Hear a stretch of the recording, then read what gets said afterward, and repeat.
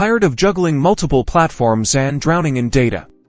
Let's seamlessly integrate Aisensy with Google Sheets to unlock a world of streamlined marketing and efficient workflows. First, log into your Aisensy account. Navigate to the Integration section, usually found in the Settings or Configuration menu. Look for the Google Sheets option and click on Connect. You might be prompted to grant Aisensy permission to access your Google account. Allow the necessary permissions to proceed. Now, specify the Google Sheet you want to connect to. You can either select an existing sheet from your Google Drive or create a new one directly from Aisensy. To import data from Google Sheets to Aisensy, map the columns in your sheet to the corresponding fields in Aisensy. For example, map the phone number column to the phone number field in Aisensy. To export data, configure Aisensy to automatically send data, such as message logs or user information, to your connected Google Sheet. You can set triggers for when this data is exported.